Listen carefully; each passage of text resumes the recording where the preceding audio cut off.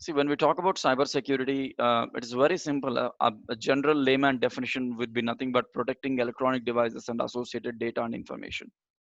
Today, if I have to protect my mobile, if I have to protect my system, if I have to protect an institution, okay, because now the entire world is running through online. 90% of the world is connected through web. Now the major factor or the crucial factor here in this today's generation or in this pandemic time is how secured are your devices, or how secured is your data, how secured is your information. The biggest challenge is, even after giving a lot of fraud alerts, even after saying, conveying a lot of messages over WhatsApp, SMS, and all these things, still people are going forward without applying some senses, and they're getting themselves stuck. Who are they? What type of things are getting into frame? What are the challenges we have? What sort of career you can make out of cyber security? All these things we are going to see today. When we look at our modern life today, friends, the major factor, there are certain factors which are a part of our daily life. We cannot live without an email today. We cannot live without a mobile. We need a corporate website for a company. Social media is something where we live and die with it.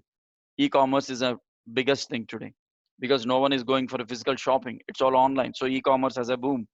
Online banking, out of 10, only 4 or 5 are going to a bank today, even those who are not aware of online. Network management in terms of your own networks, backup and remote access. There are a lot of challenges, a lot of things that we need to really, really, really look into. Because trust me, more than 92% of the millennials today, they sleep with their mobile phones. They're just addicted to social media. They can't live without a phone, or without a social media platform. The moment they get up, I'm not sure how many of you look at your parents' face or a God's photograph, but many of us, first of all, the moment we get up, the first thing we look at is at our mobile. How many likes, how many shares, how many comments. The only problem is that we, being humans, we know a lot of things, but we don't know how to use what. A mobile, a social media, a corporate website, or anything through online. It is not just an entertainment. We made the learning into entertainment. We made the security into entertainment, and that's one of the reason why we are all getting into the glitch of security.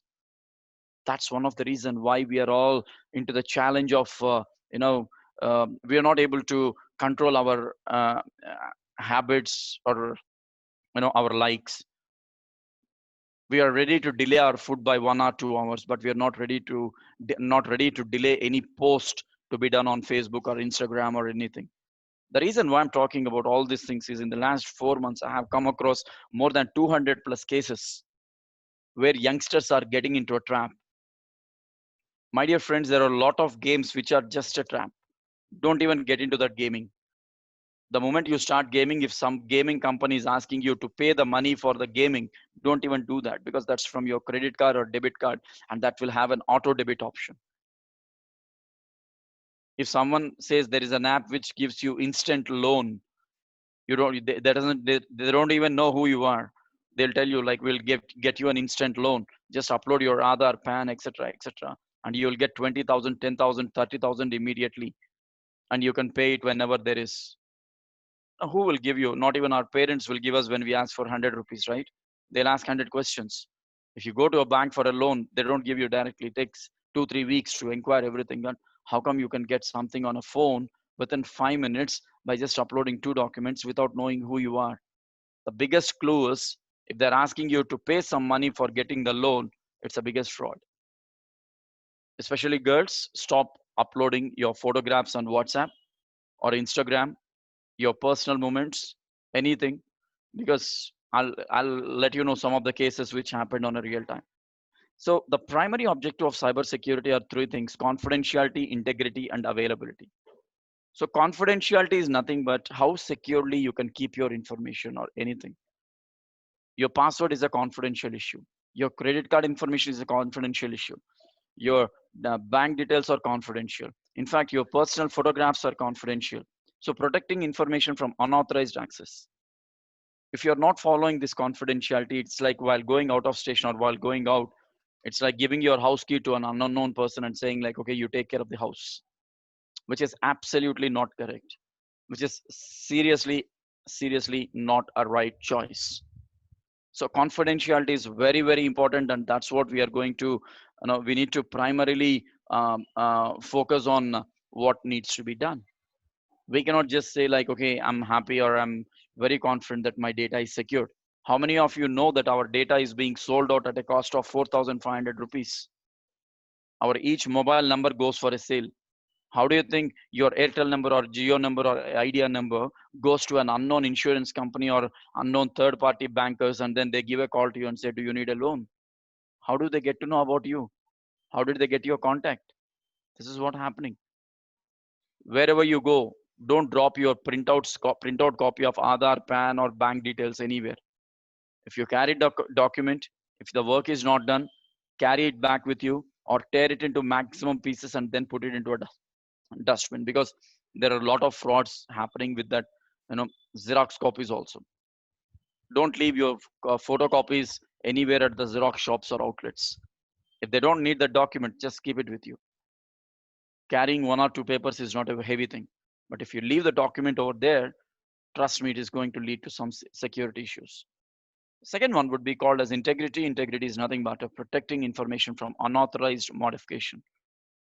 So payroll process, like where we process the salaries and all, and the product design, as our IQAC head was talking about.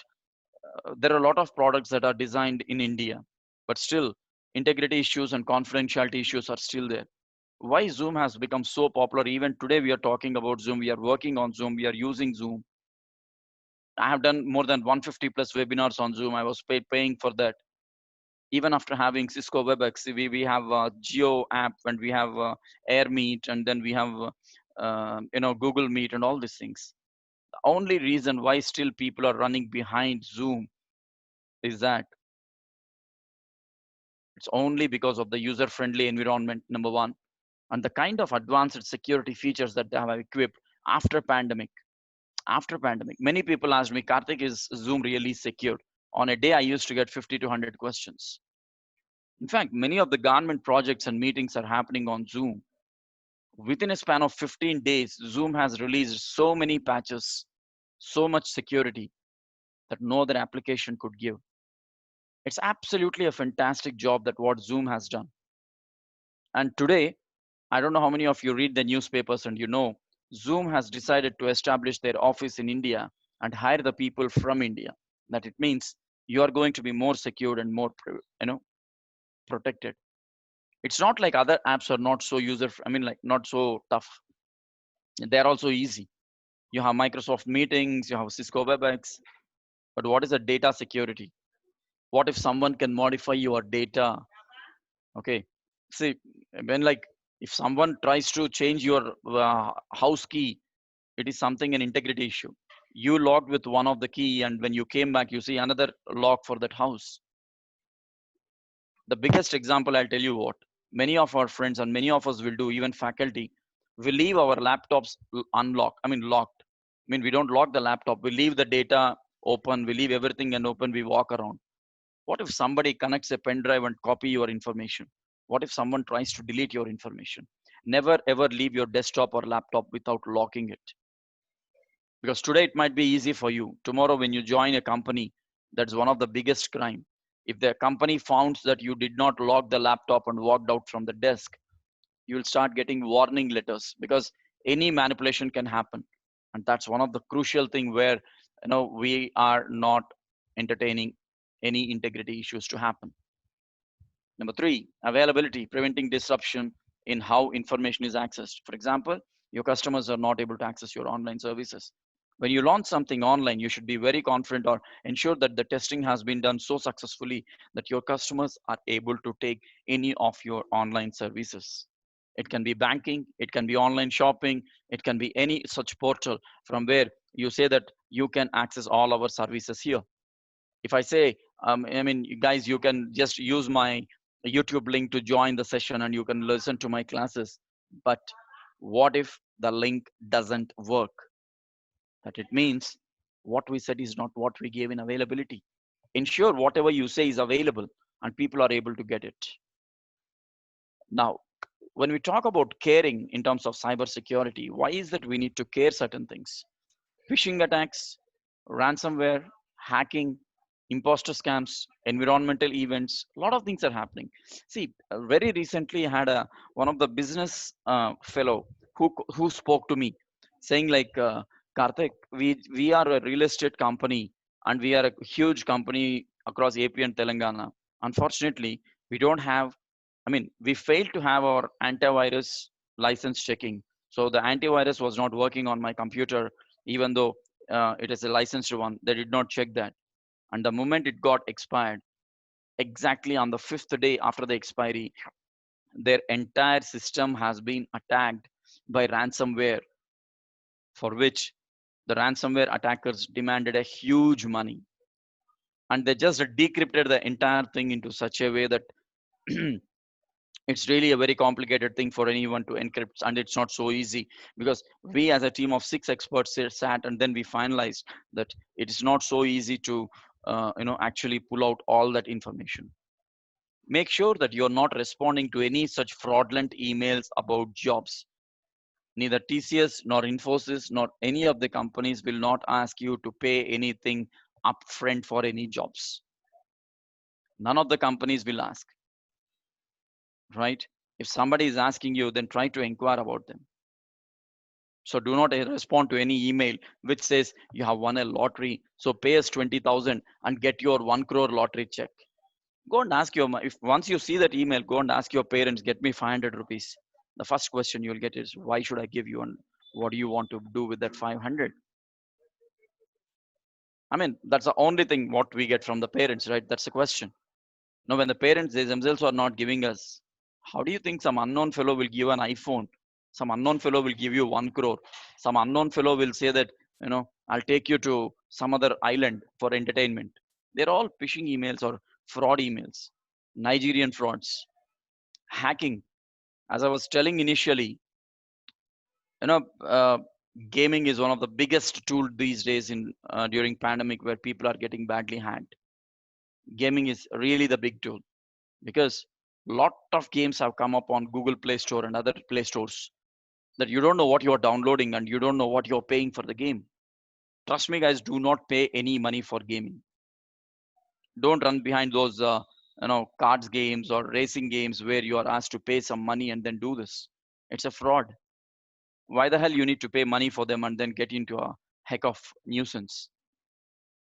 And the other way of hacking your systems, do not open any emails which are really suspecting. That's why when you open your Gmail, there's a subject line. Read the subject. If it is not relevant, don't even do that. Okay. If you're a boy, if you get a nice email saying like, hey, I'm so and so, a girl with a girl's name, and I'm waiting for you. I'm just 36 years old or 30 years old or 26 years old. Click on this email to connect to me. The moment you click it, you'll not connect over you'll not get connected to the girl. Rather, you will get connected to that hacking fellow who will keep monitoring your website. I mean, computer. You don't even have a clue. You'll not even get a clue that you are being monitored. What will happen then? All your internal system information can be seen.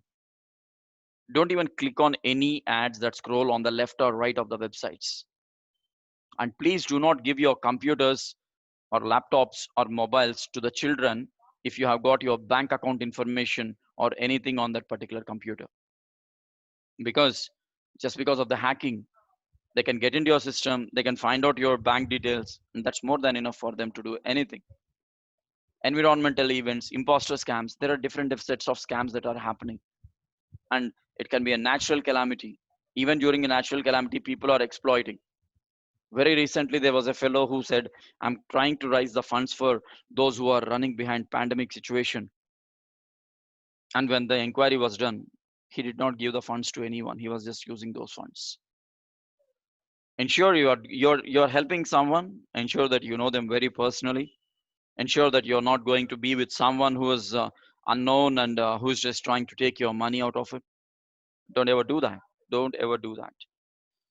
This is a general framework. I'm not going to describe anything because we have a very limited time of another half an hour. So I don't want to take anything in detail, but I'm going to help you all to understand what is this framework all about. There are 5 factors here in this: identify, protect, detect, respond, and recover. This is the standard framework for cybersecurity. So once we start using this, I mean, we'll get to know about everything right now, right? So now, before we go ahead with the rest of the things, let me tell you these tips. Number one, be careful of your email attachments, web links, and voice calls from unknown number. Do not respond to an email which says, you know what, you just won a lottery or you have a job opportunity. This is from Tata Consultancy Services. We will, I mean, you send us 20,000 as a security deposit. You will be coming by air and we'll pay you your air ticket. You'll have an accommodation for interview in a 3-star or a 5-star hotel. First of all, without knowing you, who you are, how can someone give you all these options or offers?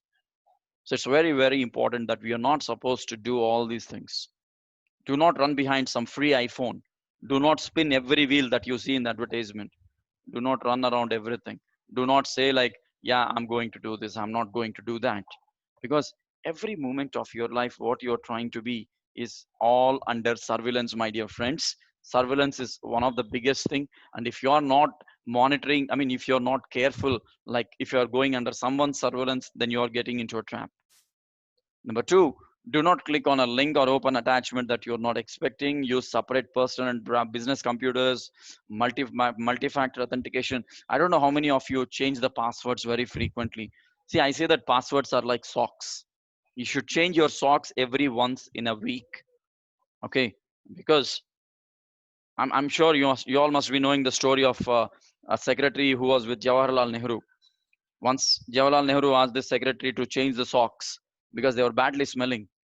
And the second, I mean, on the third day, the guy again came back, and again Nehruji says, "I asked you to change the socks, and you did not do that." And the guy says, "No, sir, I did it." Then why did the smell comes again? I mean, why we are getting a bad odor? And he says, "Sir, I even though I have worn the new socks, I wanted to ensure and create a belief that I'm changed it, so I'm carrying my old socks still in my pocket." You know what will happen? This is what happens with us. We change a password, but that password after 2 3 times it will be the same old password what we started using. Never ever have your password so easy. Make it as much complicated as possible, and never save the passwords on computers.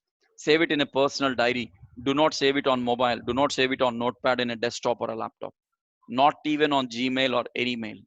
Anything can happen. Any attack can happen. So never ever dare to do that.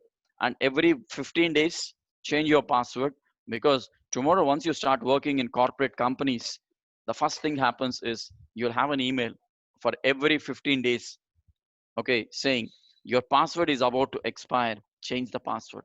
And if you don't change the password, your system will get locked, and it's a big hack again to reach the administrator.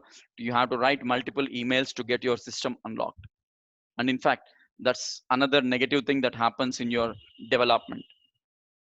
Do not download software from an unknown web page. Never give out your username password. A lot of us do this. A lot of us have this habit of sharing our passwords and usernames, even whether it is about a bank or whether it is about a Zoom account or anything. Kindly, friends, you must have a very good friend. He might be a nice friend to you, but still, never ever share your username password, because tomorrow something goes wrong. This fellow will say, that day you took my username password and you did something on my account. Absolutely not good. And again, this is the biggest fraud. This is the biggest ethical issue in companies. You're not supposed to share your username, password. Not even once you get your offer letter, you're not supposed to even share your offer information, that I got so much of package and how much did you get. Never ever do this. This is the biggest fraud. Do not share it. Do not keep your pattern locks with someone. Do not keep your passcode with someone. It's your username, it's your password, and just let it be with you. That's more than enough. And the last one is, consider using a password management application. And most important thing, guys, never ever download. I see a lot of friends doing movie downloads from movie rules, etc., etc. Arey, yeah, everything comes on Amazon, everything comes on Aha, Woho, whatever the apps we have. Why is that we are going into a third party website trying to download a pirated version, along with which we don't know what else we are downloading? And the moment you do it, a lot of cookies will be there. These cookies will come into your computer, and they will allow the other illegal aspects to get into your system. or your device.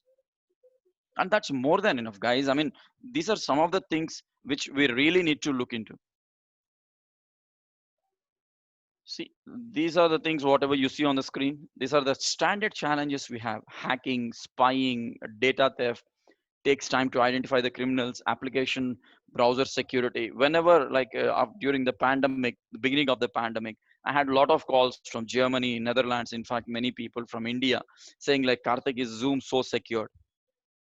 One thing you remember, friends, we can give security for any application. We can give any security for a browser. We can give a security for the device. But when the criminal mind is beyond all these things, we cannot give any security. Your browsers are secured, Zoom is secured, Geo is secured. But how is the data going out? When we researched and investigated, the one way what we found is people have very smartly started recording the entire screen, not just the window, the entire screen. That's how, when the university classes were going on in Germany, after 1 week, all these recorded Zoom classes were being played as it is in Netherlands in a different class. They were shocked to see that we did not allow these videos to go out who did it. Because I'll tell you what, spying is one of the biggest thing that is happening these days. You'll be with a team of 5 people. This happens even with our friends. You'll be with a team of 5 people, and you don't know who is spying whom, who will be carrying what information to whom, who is dealing with what. Do you know how many of you think your phones are getting recorded? What if someone is tapping your phone? How do you get to know about it? We don't know, right? So be careful. Be careful. That's what I said in the beginning. You are in a world of security. At the same time, you are in a world of highest risk. Never ever try to take anything easily, because you don't know who is monitoring you. It's not like, see, the biggest problem with this particular generation or the youth is that they get everything, replicated from the film industry. They see a movie and they want to do that.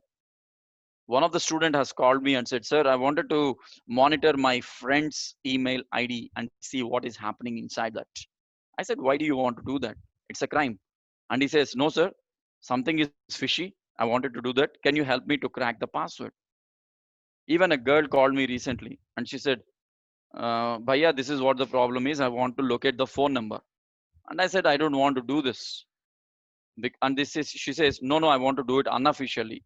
Because if you want to get someone's email password, if you want to get someone's phone location, if you want to get someone's information, there is a procedure called filing a complaint officially and let the police department do it. Because it's not like a token or a movie ticket that will be given by anyone. There is a proper security protocol to be followed.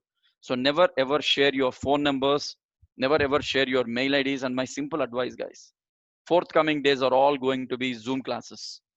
So from today, it can be management, it can be students, anyone.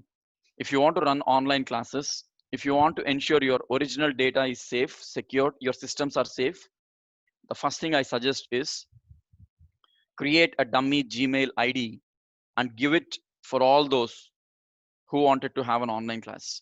For example, if you're a student, log into Zoom with a dummy Gmail ID. Why I'm saying this is, even if it's a college, see, if you're logging into Zoom with your official mail ID or the Gmail ID where you get all key information or important data, documents, and all these things, what if something goes wrong?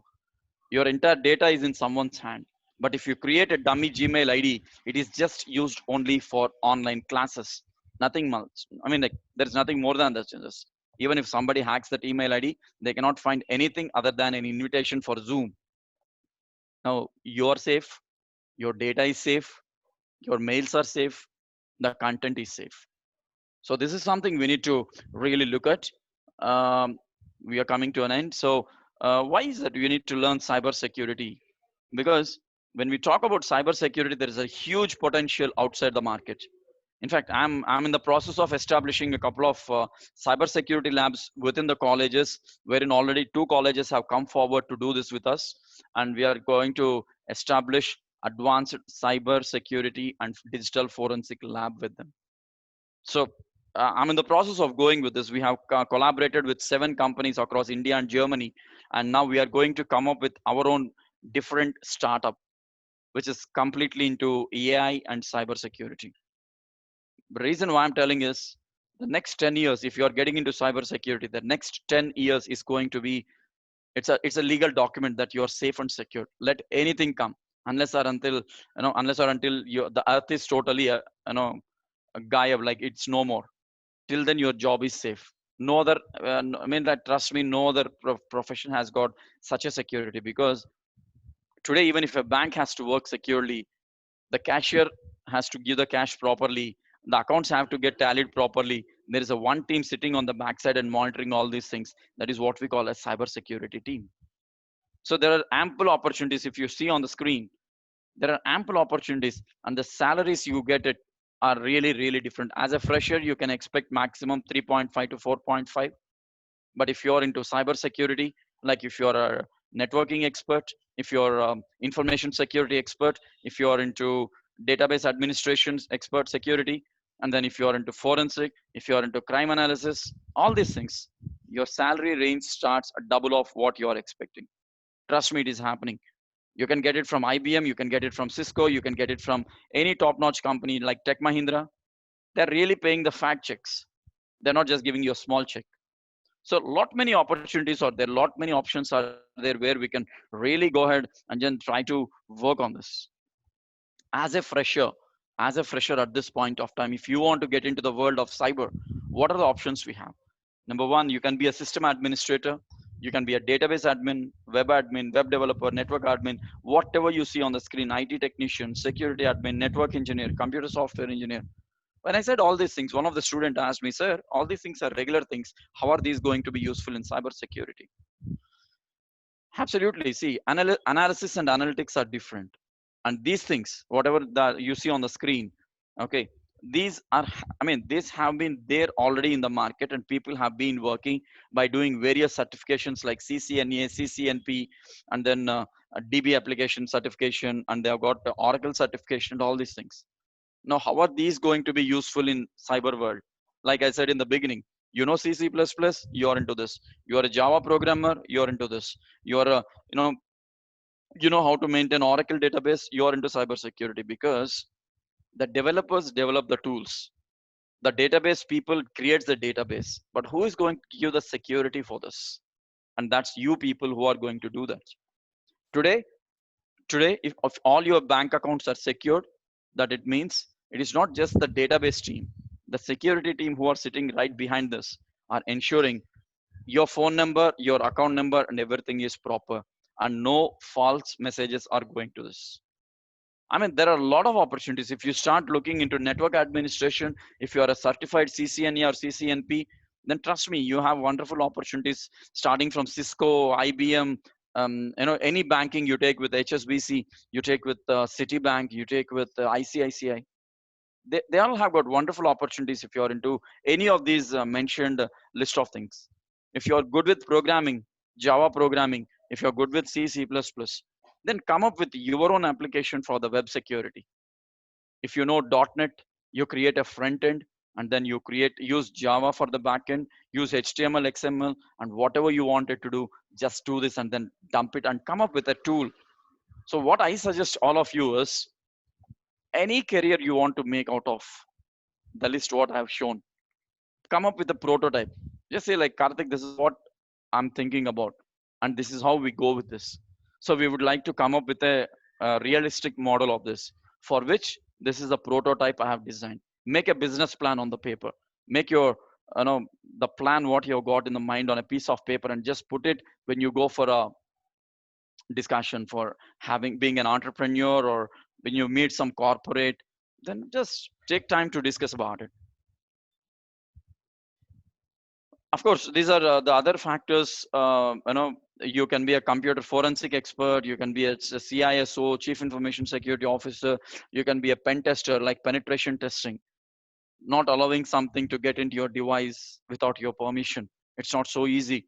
You can be a vulnerability and penetration testing expert, vulnerability audit expert. You can stop, there are a lot of career options you see on the screen. Security consultant.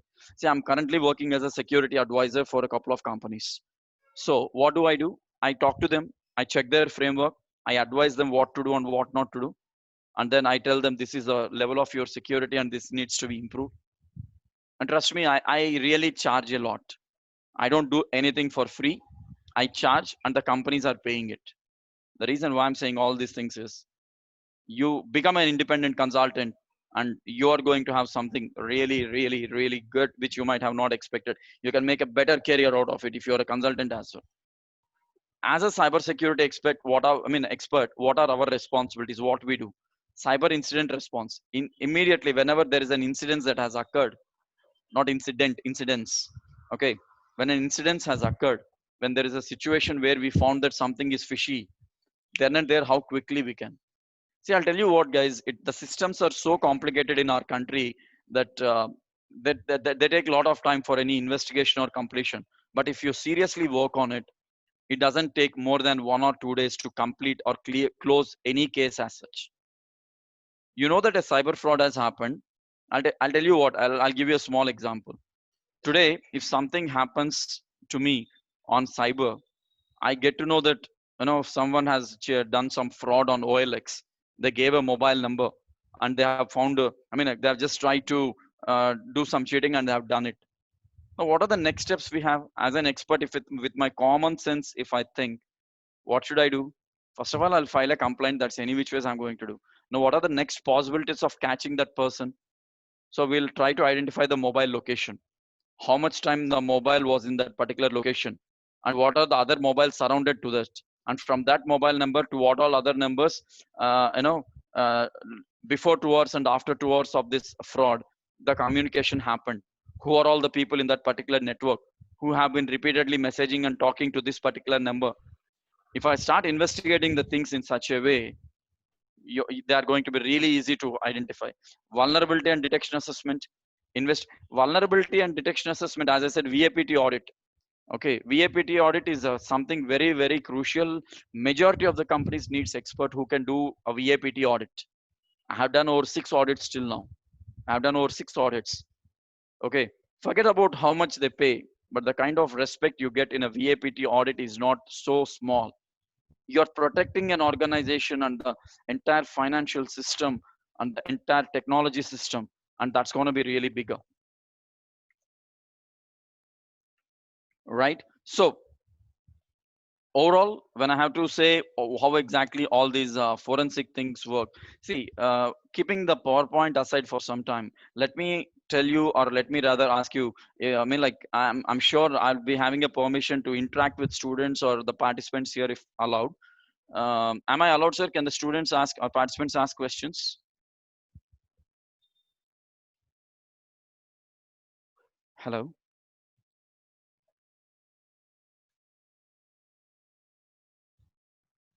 Hello? Am I audible? Yes, sir. Yes, sir. So, can the participants take a chance to interact? Can they ask any questions also? Sure, sure, sir. Okay, so I'll definitely give an option for the participants to interact after 5 minutes, and then let us see what you wanted to know and how you wanted to get the things done. But before that, guys, let me inform you, because I was talking about certain things in the beginning, and I said I'll tell later. I'll tell you some of the cases that happened very recently. The first case during this pandemic I'm talking about, there was a contest called Upload Photos for Women and Girls, photo contest, sari contest. Okay, my most memorable contest like this. So one of the company has come forward and rolled out this advertisement across social media, and every woman, every girl started taking photographs, uploading. I know that day when I was looking at the status of people, everything was different. I'm not sure how many hours they have spent for the makeup and everything. Wonderful photographs have been taken. Everything have been uploaded. Different ways, different things. Lot of photographs. And when I have looked, when we got to know about the, um, you know,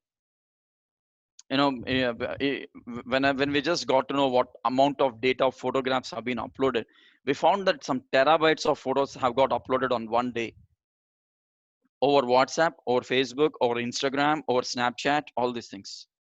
Now, here goes the actual thing. You know what has happened? The company which has rolled out all these advertisements, it is based out in Bangalore. All the women have wonderfully taken photographs. Girls have uploaded it with all different emojis and symbols.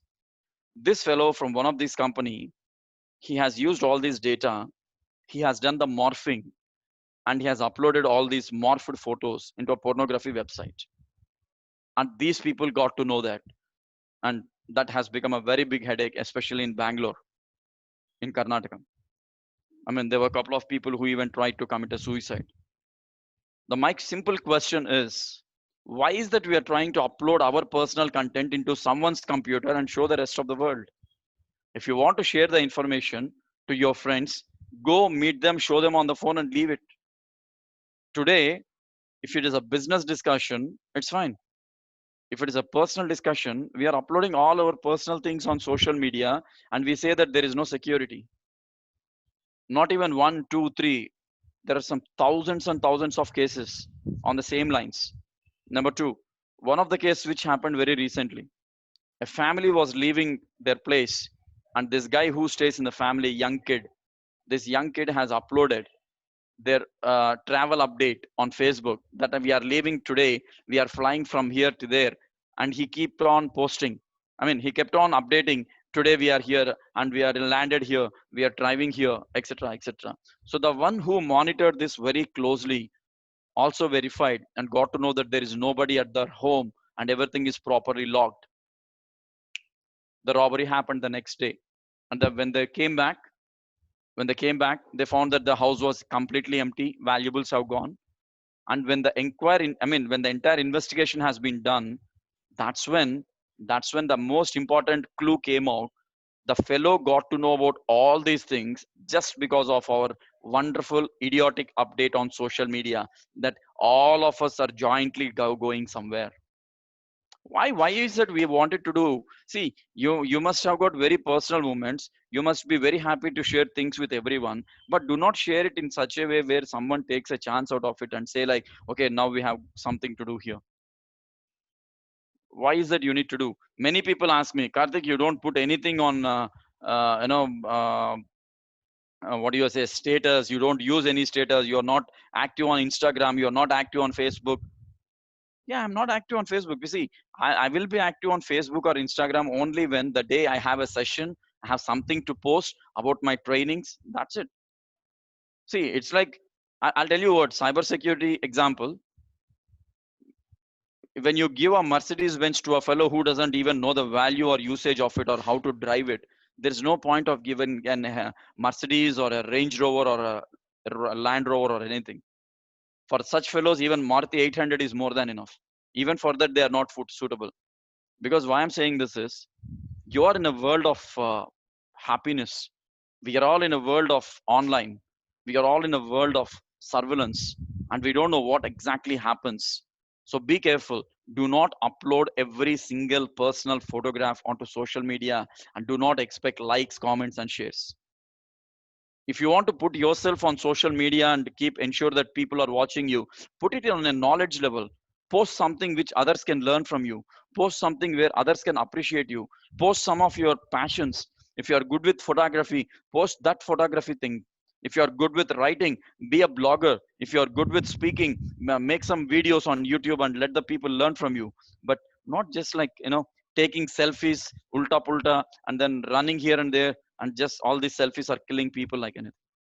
And most important thing, never leave any clue for anyone saying like, I'm open for hacking. Do not download all useless games. Do not download any such app which you're not sure of or authorized. Do not click every link that you get on email. Do not see, if you get a call from a bank asking for a OTP, immediately disconnect the call. Call the bank and say, this is what I've got, and is this true? Because no bank will call you and ask for a OTP. A lot of things are there, guys. So ensure that you can make a better course, do certifications in cybersecurity. There's a wonderful career out of it. Just we need to take some time to sit and learn all these things, right? So that's all from my side. Any discussions or questions from your side, I'll be glad to answer. Participants can either ask the questions, or are you typing?